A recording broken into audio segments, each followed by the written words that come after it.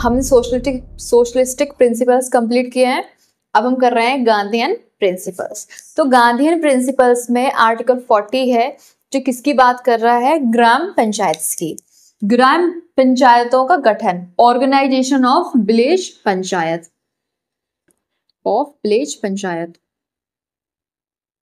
Article 40। Okay, अब village पंचायतों का गठन हो गया है, अब इसको हम क्या देंगे, पावर्स एंड अथॉरिटीज। पावर्स और अथॉरिटीज देंगे तभी वो अपनी जो रिस्पॉन्सिबिलिटीज हैं उनको वो एग्जीक्यूट कर पाएंगे। ठीक है, ऑटोनॉमी भी देंगे, बट यहाँ पे बात हो रही है सिर्फ पावर एंड अथॉरिटीज की। और इससे क्या होगा, उन्होंने ऑटोनॉमी की भी बात की है, स्वायत्तता, यानी कि जो ग्राम पंचायत है हमारी, वो खुद से डिसीजन मेकिंग, उनके ओन डिसीजंस हो पाए और उन डिसीजंस को वो एक्शन में ला पाए, ये उनका ऑटोनॉमी होता है। फिर आता है हमारा, इससे क्या होगा, सेल्फ गवर्नमेंट। पहले तो हमने उनका ग्राम पंचायत का गठन किया, उन्हें हमने पावर्स अथॉरिटीज दे दी, पावर्स के साथ में आती हैं रिस्पॉन्सिबिलिटीज। ठीक है, तो रिस्पॉन्सिबिलिटी भी आ गई है। अब क्या होगा, सेल्फ गवर्नमेंट होगा। मेन ऑब्जेक्टिव क्या था कि जो हमारी ग्राम पंचायत हैं वो क्या करें, वो ऑटोनोमस हो, स्वायत्त हो, अपने डिसीजंस को ले पाए और उनको एक्शन में ला पाए, इंप्लीमेंट कर पाए। तो सेल्फ गवर्नमेंट के लिए ही सब ये किया गया था। क्यों किया गया था, कोई मुझे बताएगा? इसलिए क्योंकि गांधी जी चाहते थे कि जो हमारी ग्रास रूट डेमोक्रेसी है, यानी कि जो सबसे जमीनी स्तर की जो हमारी गवर्नमेंट है, लोकतंत्र है, वहां भी डेमोक्रेसी फॉलो हो सके, सेल्फ रूल रहे। कहाँ पे, ग्रास रूट लेवल पर। ग्रास रूट लेवल पर सबसे जो ग्रासेस कहाँ होती हैं, है ना, ट्रीज देखे हैं आपने, क्रीपर्स, ये सब देखा है। तो ग्रासेस सबसे नीचे ही होती हैं जमीनी स्तर पर, इसीलिए हम ग्राम पंचायत को क्या बोलते हैं, ग्रास रूट लेवल डेमोक्रेसी। इसे ही बोलते हैं हम 3 टियर गवर्नमेंट, 1 2 3। फर्स्ट तो हमारे union government, second state government, फिर हमारी थर्ड कौन सी है, थर्ड है हमारी पंचायत, लोकल गवर्नमेंट, म्यूनिसिपैलिटीज। ठीक है, तो गांधी जी बात किसकी करते हैं, ग्राम पंचायत की। उनका ऑर्गेनाइजेशन, पावर्स एंड अथॉरिटीज, क्यों, क्योंकि सेल्फ गवर्नमेंट के लिए, सेल्फ रूल के लिए ये हमें पावर, अथॉरिटीज और ऑटोनॉमी देने की जरूरत है ग्राम पंचायत को। ओके, ये हमारा डीपीएसपी आर्टिकल 40 है। फिर आता है आर्टिकल 43। अब किसकी बात हो रही है, ध्यान रखना है, 43 किसकी बात कर रहा है, कॉटेज इंडस्ट्रीज की, कुटीर उद्योगों की।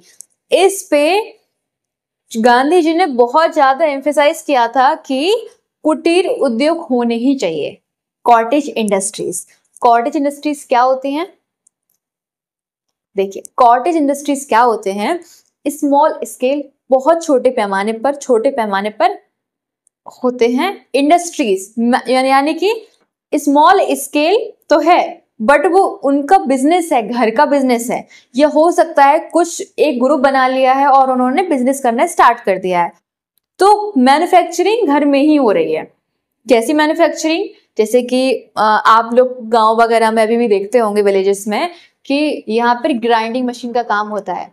ठीक है, जैसे कि दालें हैं, आटा है, इन सब की ग्राइंडिंग होती है, ये आप देखते हैं।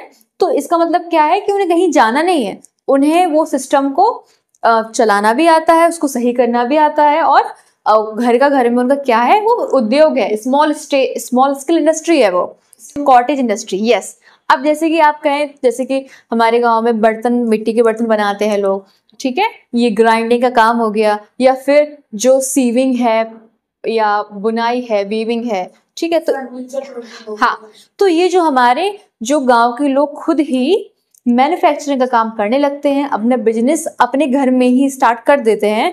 ठीक है, या तो अकेले कर देते हैं या किसी के कोऑपरेशन, सहयोग से कर देते हैं, उसको ही गांधी जी ने बोला है कॉटेज इंडस्ट्रीज। बहुत ही इंपॉर्टेंट टॉपिक है, इसको प्राइम मिनिस्टर, हमारे जो प्राइम मिनिस्टर मोदी है, उन्होंने बहुत ज्यादा इसको इम्प्लीमेंट किया है। ओके, तो ग्रामीण क्षेत्रों में कुटीर उद्योग की बात कौन कर रहा है, आर्टिकल 43। तो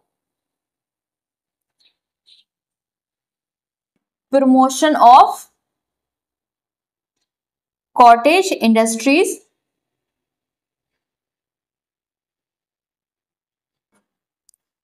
इंडस्ट्रीज कहाँ?